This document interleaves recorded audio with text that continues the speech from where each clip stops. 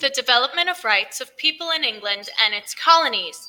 The last time we left off, we were talking about the Bill of Rights and how it came to be written as part of the United States history and as a guiding principle for people's rights in America even today. But it didn't start there. We're going to now take a step back and look at the history of people's rights, starting in England. The idea of protecting the rights of people did not start with the United States Bill of Rights. This section describes where those rights came from. It also describes the history of another important right of people in the U.S. Constitution, a representative government. You will see that solutions to people's rights problems have taken hundreds of years to develop, and some of the problems are still not solved. The first English colonists in America came to America hoping to get, if not more rights, at least the same rights and freedoms won by their ancestors in England. For hundreds of years, the English people had worked hard to increase their rights and freedoms. Their traditions of rights and freedoms in England is still not shared by many countries in the world today. They are an important part of the English tradition that helped to make the United States of America the way it is today. In the Middle Ages, ordinary people had no rights at all. In the Middle Ages, around 1200 AD, European kings or queens were powerful rulers. People living in their country had no rights, except those that the king and queen wanted them to have. If the king or queen felt like taking away those rights, they could.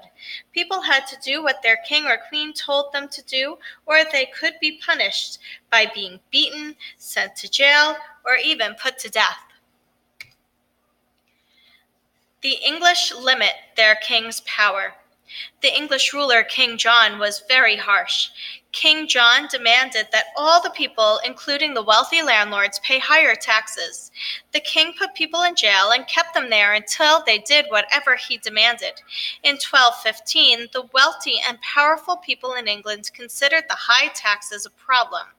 They solved the problem by joining together and forcing King John to sign a document called the Magna Carta.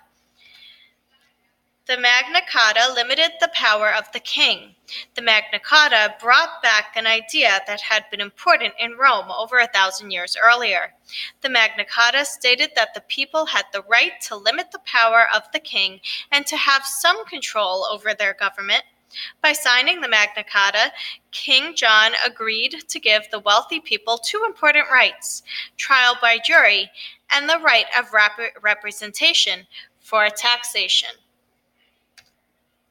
Trial by jury. One right the king agreed to give the wealthy landowners was the right to a trial by jury. The king agreed he would no longer put wealthy landowners in jail whenever he wanted to.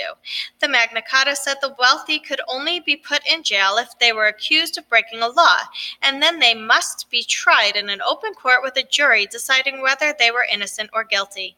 If they were found innocent of breaking the law, then the king must set them free. The right to a trial by jury is an important part of the Sixth Amendment in the U.S. Bill of Rights. Rights of representation for taxation. Another right the king gave the wealthy landowners was the right to representation for taxation. The Magna Carta said the king could not raise taxes without first meeting with a group of wealthy landowners and church leaders called the Great Council. At first, only the most wealthy landowners of the highest church leaders were members of the Great Council. They were not elected. Over hundreds of years, the Great Council was replaced by Parliament. Eventually, the wealthy landowners and the church leaders elected the members of Parliament. At first, these representatives were elected by only the wealthy landowners and church leaders, but it was the beginning of representative government in England. Parliament eventually became the legislature for England. Remember, a legislator is an elected group of representatives who have the right to make laws. You should remember that the principle of representation for taxation was an important issue in the 13 colonies just before the Revolutionary War.